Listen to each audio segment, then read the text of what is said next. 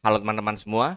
Jadi di sini kita akan diskusi lagi ya mengenai salah satu metode yang populer atau yang cukup ramai teman-teman ya, yaitu adalah sintesis nanopartikel dengan metode atau pendekatan secara biologi teman-teman.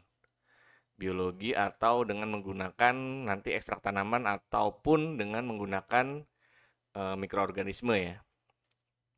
Ini adalah overview atau bahasan-bahasan apa saja sih yang akan didiskusikan dan juga dibicarakan pada video ini. Yang pertama adalah pendahuluan ya. Kemudian ada penggunaan ekstrak tanaman dalam sintesis nanopartikel, teman-teman ya.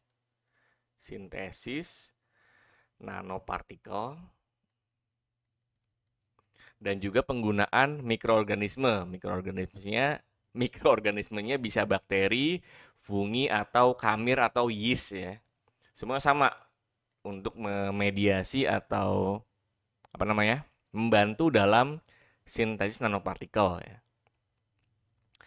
Nah, pertama kita masuk ke pendahuluan dulu. Jadi biasanya sintesis metode biologi ini sebenarnya adalah salah satu sintesis metode kimia juga ya. Cuma karena dia menggunakan ekstrak tanaman dan juga bahan-bahan kimia yang berasal dari mikroorganisme, jadi dia lebih ke arah biologi pendekatannya. Namun bahan-bahan atau isi dari ekstrak tanaman dan juga bahan-bahan kimia dari mikroorganismenya juga bahan kimia gitu. Jadi sebenarnya ini adalah lebih ke arah sintesis kimia namun dengan pendekatan biologi, teman-teman, bisa dibilang seperti itu.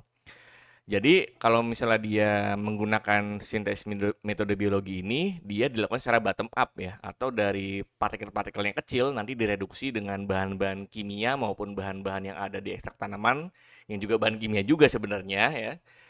Jadi dilakukan secara bottom up atau dari bentuk-bentuk yang kecil, nanti dia akan membentuk nanopartikel ya. Sebetulnya NPS lah gitu.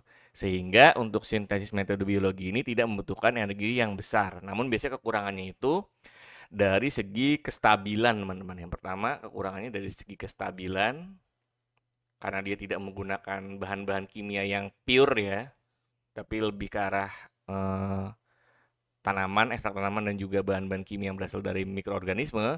Biasanya kestabilan itu lebih kurang gitu atau menurun lah dibandingkan dengan metode kimia maupun metode fisika terutama ya. Terus yang kedua, itu biasanya kurang seragam juga nanti untuk nanopartikelnya ya. Nah, makanya mungkin untuk yang metode biologi ini lebih banyak dioptimasi sebenarnya agar bisa menghasilkan kestabilan dan juga keseragaman dari ukuran nanopartikel yang dihasilkan gitu. Nah, beberapa sintesis nanopartikel metode biologi itu bisa melibatkan ekstrak tanaman ya. Tanamannya biasanya dia mengandung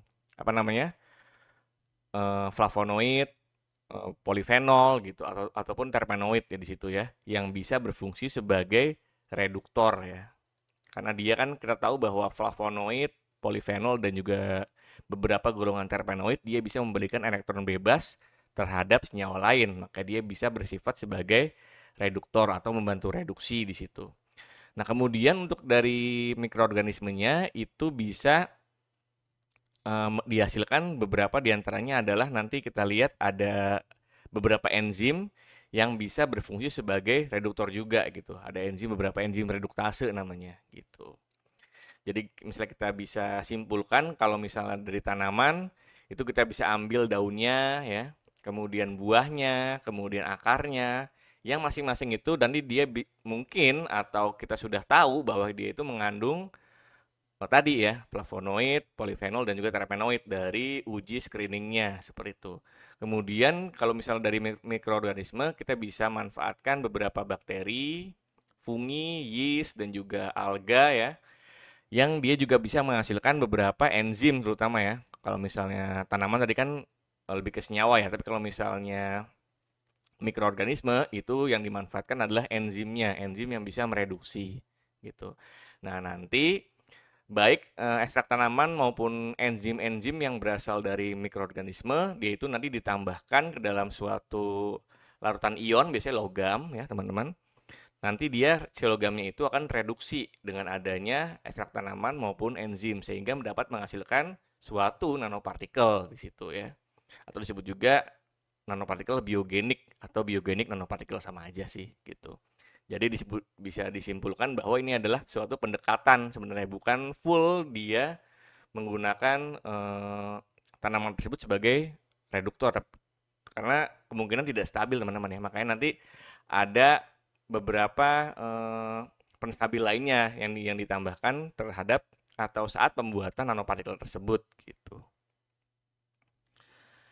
Nah, untuk penggunaan ekstrak tanaman, kita bisa gunakan apapun ya sebenarnya, apapun asalkan dia mengandung senyawa-senyawa tadi, bisa flavonoid, terpenoid, dan juga polifenol. Karena flavonoid dan juga polifenol dan juga terpenoid, dia itu bisa sifatnya mereduksi ya. Mereduksi. Tadi misalnya kalau kita mau buat nanopartikel perak misalnya dari Ag+ ya kan, karena kan prekursornya biasanya AgNO3 teman-teman ya. AgNO3 itu kalau misalnya dia mengion jadi Ag+ plus NO3-. Nanti ditambahkan ekstrak tanaman, berarti nanti ada elektron yang ditambahkan, ya nanti dia menjadi Ag0. Nah, Ag0 ini itu kita jaga supaya dia itu tidak berbentuk agregat-agregat ataupun klaster yang lebih besar gitu. Jadi kita jaga ukurannya itu tetap di nanopartikel, yaitu dari 1 sampai 100 nanometer. Biasanya kalau misalnya dia ada ekstrak tanamannya juga ada penstabilnya sebenarnya, namun penstabilnya itu kurang baik, maka ditambahkan penstabil lain di situ gitu. Jadi di sini pertama kita ekstrak dulu dari tanamannya ya, bisa daun, buah, batang, akar, biji maupun bunganya ya, terserah teman-teman, asalkan dia mengandung tadi nih flavonoid, terpenoid, dan juga polifenol. Kita tahu dari mana? Dari hasil screeningnya. Nah, nanti si plant ekstrak ini kita tambahkan senyawaan atau ion logam ya, yang sudah dibuat ion dulu gitu. Nanti ion logam ini dia itu akan direduksi menjadi ion logam 0 yang berukuran nanopartikel, yaitu dari 100 sampai 100 nanometer ukurannya seperti itu. Nah, tahu dari mana? Kalau misalnya dia sudah tereduksi dari perubahan warnanya ya teman-teman. Kalau misalnya perak itu biasanya dari yang awalnya tidak berwarna karena dia AgNO3 kan. Nanti ketika ditambahkan ekstrak tanaman jadi warna agak coklat kekuningan lah seperti itu. Berarti tandanya si Ag plusnya itu sudah tereduksi menjadi Ag0 yang berukuran nanopartikel ya. Nah, selain dari penggunaan tanaman, kita juga bisa menggunakan bahan-bahan kimia dari mikroorganisme. Mikroorganismenya bisa bakteri ya, fungi maupun kamir di situ. Tapi bedanya kalau misalnya di tanaman itu lebih ke ekstraknya atau senyawa-senyawa apa saja yang ada di dalam ekstrak. Nah, kalau misalnya dia pakai bakteri atau mikroorganisme, dia itu yang dimanfaatkan itu adalah enzimnya yang dihasilkan dari mikroorganisme tersebut ya. Nah, enzim-enzim yang dimanfaatkan juga lebih ke spesifik ya, teman-teman.